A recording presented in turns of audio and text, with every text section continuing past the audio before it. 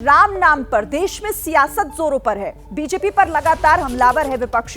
तेज प्रताप का बयान सामने आया और कह रहे हैं कि राम नहीं, ये तो चुनाव आया है। उदित राज ने अधूरे मंदिर की बात दोहराई। मनोज झा ने पूछा कि अब काम कब करोगे।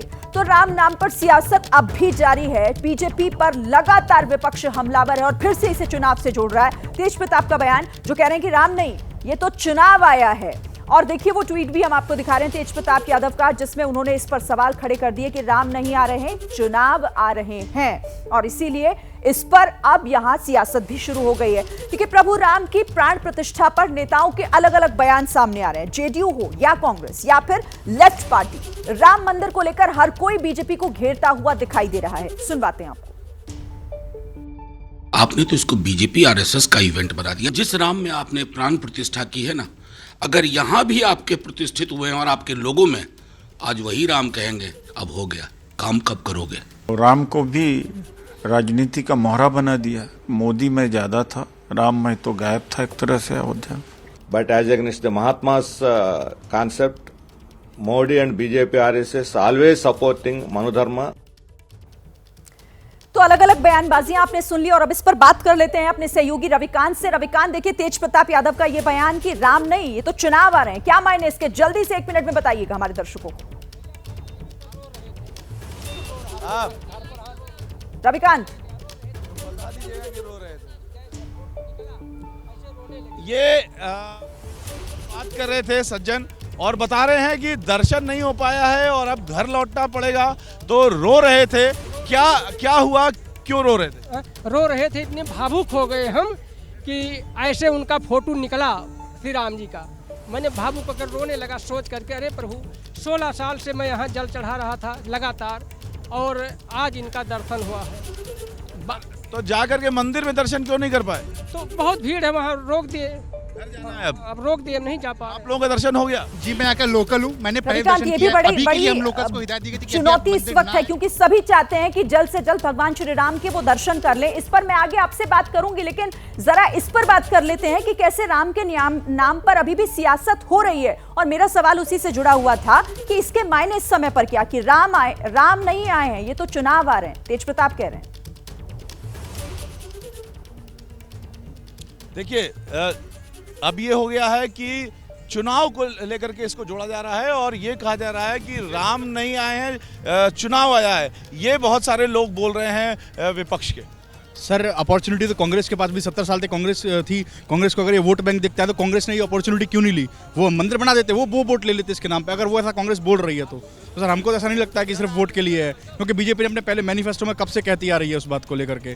तो हमको तो नहीं लगता है एक चुनावी स्टंट है। राम आए हैं या चुनाव आया है? राम भी आए, चुनाव भी जरूरी है ना। अगर बीजेपी नहीं जीतेगी तो फिर क्या कहते हैं, मंदिर को फिर से कन्वर्ट कर दिया जाएगा मस्जिद में, तो इसलिए जरूरी है बीजेपी को जीत। ऐसा मत कहिए भाई। हो सकता है, कुछ भी पॉसिबल है। आप लोग बताइए। लोकल हैं लेकिन दर्शन नहीं हो पाया। ठीक है रविकांत, आपके पास में आऊंगी और देखिए लोगों को भी समझ आता है कि इन बयानबाजियों के मायने क्या हैं। आपका रुख करेंगे मनोज, आपके पास भी मैं आती हूँ, लेकिन एक और बड़ी खबर अपने दर्शकों तक पहुंचा दें। अयोध्या में बड़ी संख्या में श्रद्धालु पहुंचे हैं। भक्तों की भारी भीड़ के कारण अव्यवस्था का माहौल देखने को मिल रहा है। राम मंदिर के बाहर लाखों की संख्या में लोग हैं। प्रशासन ने पहले बुजुर्ग और महिलाओं को दर्शन कराने की बात कही है।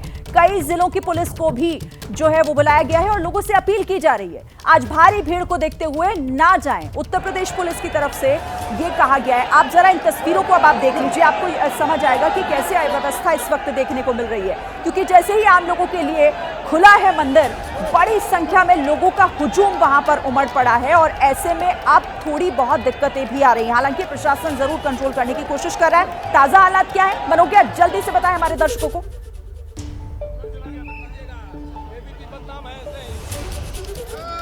मनोज्ञा। जी बिल्कुल, आपको शिरीन में सवाल तो यहाँ पर राम नाम के उद्घोष में सुन नहीं पाई, लेकिन मैं आपको 2 बातें जरूर बताऊंगी कि जो कह रहे थे आज राहुल गांधी कि यहाँ पर राम नाम की लहर कुछ नहीं है, तो मैं आपको दिखा रही हूँ कि यहाँ से लेके जहाँ तक आपकी नजर जाएगी, जहाँ तक आपकी नजर जाएगी वहां तक आपको सिर्फ और सिर्फ राम का नाम लेने वाले भक्त मिल जाएंगे। राहुल गांधी कह रहे हैं कि राम नाम की कोई लहर नहीं है। आपको ऐसा लगता है? गुजरात से आए हैं। आपको आपको लगता है राहुल गांधी कह रहे हैं कि राम नाम की कोई लहर नहीं है? तो बच्चा है, छोटा बच्चा है, इसको क्या मालूम भगवान क्या होता है। राहुल गांधी हिंदू नहीं है। बच्चा है? हाँ बच्चा है, पागल भाई, पागल पागल। राहुल गांधी कांग्रेस के नेता ने कहा है इसका है, लेकिन इसको क्या है, राजकारण कम आता है इसको।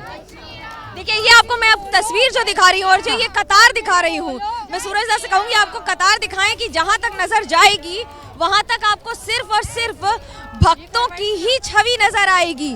और इसलिए सुरक्षा के प्रबंध कितने ज्यादा कर दिए गए हैं। सुबह स्थिति इतनी बिगड़ गई थी कि यहाँ पर 5 लेयर अलग अलग बैरिकेडिंग की गई और उसके साथ मैं ये जो तस्वीर, शिरीन आप तो यहाँ पर थी, मौसम जितना ठंडा है, राम का नाम से तापमान उतना ही ज्यादा बढ़ रहा है। जैसे ही घड़ी का काटा दोपहर 2:30 पे आए, बबीता जी का दिल सास बहू साजिश के लिए मचल जाए। और ये है इनकी बहू, पूरे दिन ऑफिस की टेंशन हो जाए गॉन जब ये करें अपना फेवरेट शो फ्री टाइम पे ऑन। इनकी तरह आप भी देखिए अपना फेवरेट शो अपने टाइम पर और डाउनलोड कीजिए ABP लाइव ऐप अपने स्मार्ट टीवी पर।